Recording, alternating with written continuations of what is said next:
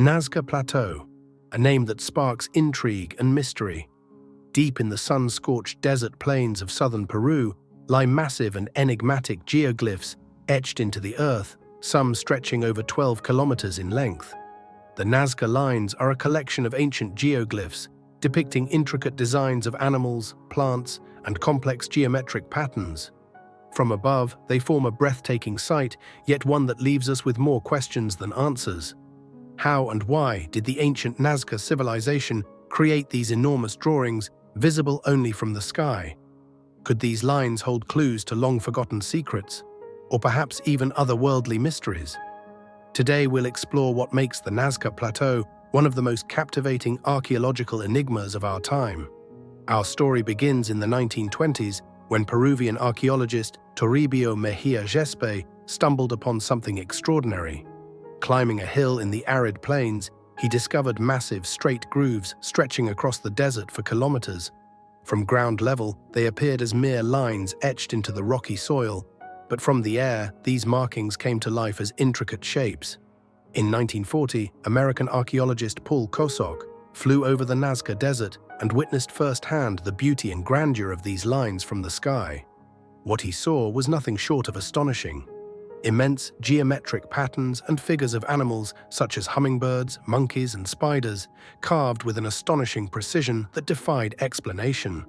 Kosok was so overwhelmed by the sight that he dubbed it the largest astronomy book in the world, believing that the lines had celestial significance.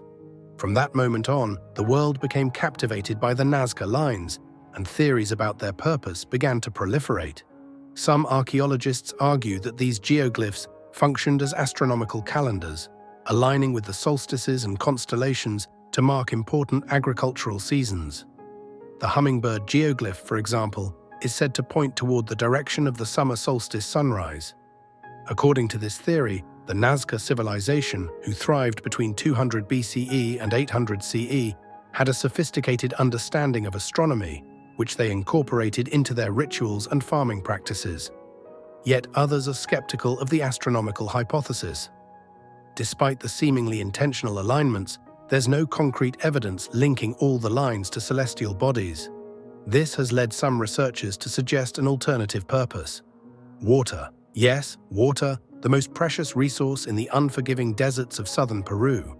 The Nazca region is one of the driest places on Earth, receiving only about 20 millimeters of rain annually.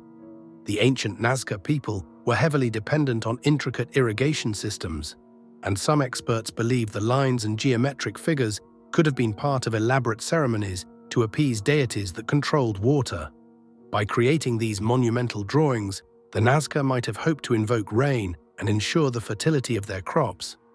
Another hypothesis involves pilgrimage routes and ritual processions. Some scholars think that the lines served as sacred pathways, leading to places of spiritual significance where ceremonies were conducted. The act of walking along these lines could have been a form of devotion, a symbolic journey to honor gods or ancestral spirits. Evidence from nearby settlements and burial sites suggests that the Nazca had a rich religious life, filled with rituals meant to ensure their survival in a harsh and unforgiving landscape. But despite these plausible explanations, not everyone is convinced that human ingenuity alone could have created the Nazca Lines. One of the most controversial theories was popularized by Swiss author Erich von Däniken in his 1968 book, Chariots of the Gods. He speculated that extraterrestrial beings visited Earth thousands of years ago and assisted the Nazca in creating these geoglyphs. According to von Däniken, the perfectly straight lines and enormous drawings could have served as landing strips for alien spacecraft. While mainstream scientists have debunked this theory as pseudoscience, it has captivated the imaginations of many and remains a popular subject in discussions about ancient aliens. To understand why these theories persist, we must consider the sheer scale and precision of the Nazca Lines. These drawings cover over 500 square kilometers, and the effort required to make them boggles the mind. The process of creating a geoglyph was surprisingly simple but labor-intensive. The Nazca people removed the top layer of dark, oxidized stones to reveal the lighter soil beneath. This exposed the designs, which remained preserved due to the region's dry climate and lack of wind. But here's the astonishing part. How did the Nazca ensure the accuracy of their designs without the ability to view them from above?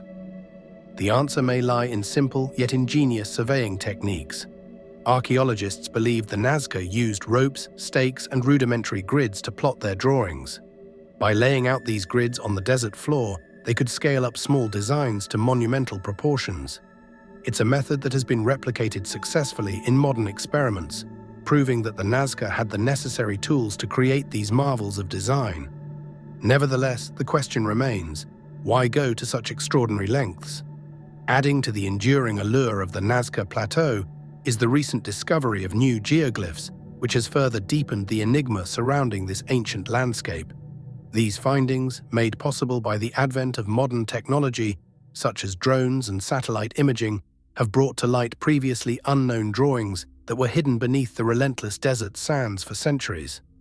It is fascinating to think that despite decades of research and exploration, the Nazca Desert continues to reveal new secrets, reminding us that this ancient civilization's story is far from complete.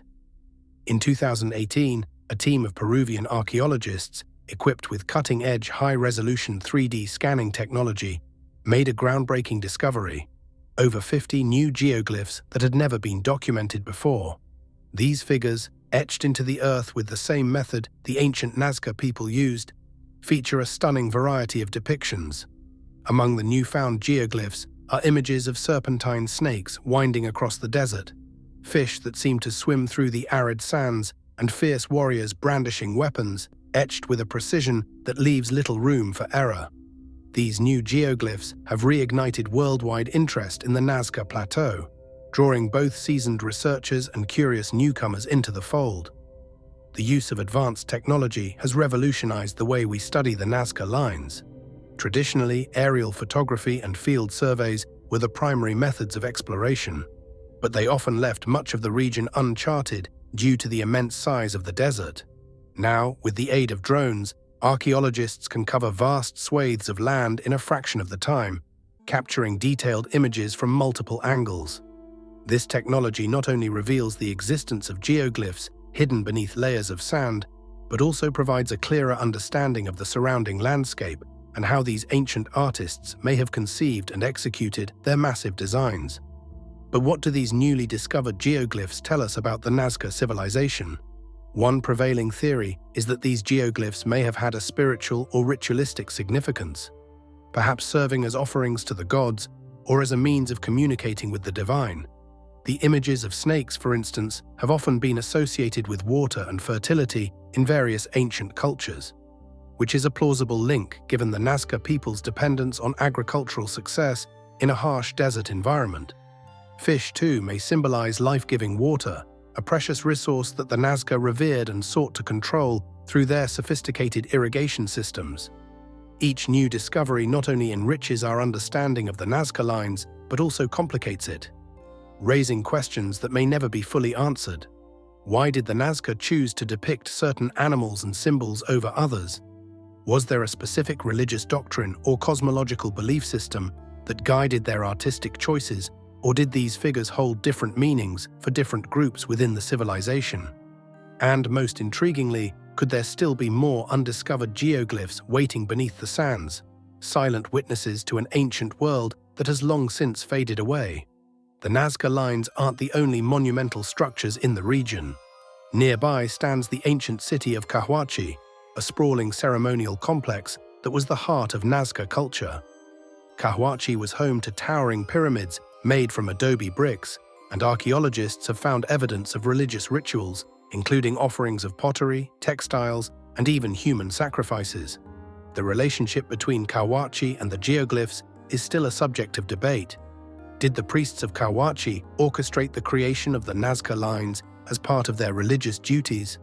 Or were the drawings a form of public art, made by ordinary people to honor the gods? The mysteries of the Nazca Plateau don't end with the lines and Cahuachi. Throughout the region, researchers have unearthed mummies buried in elaborate tombs. These mummies are often found in the fetal position, wrapped in layers of colorful textiles, and surrounded by offerings of food and pottery. The dry desert climate has preserved these remains exceptionally well, giving us a glimpse into the lives of the ancient Nazca.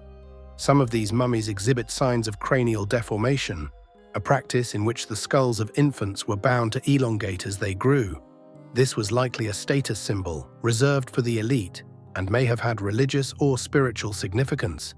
The Nazca were skilled artisans and engineers, and their pottery and textiles are among the most intricate in the pre-Columbian Americas.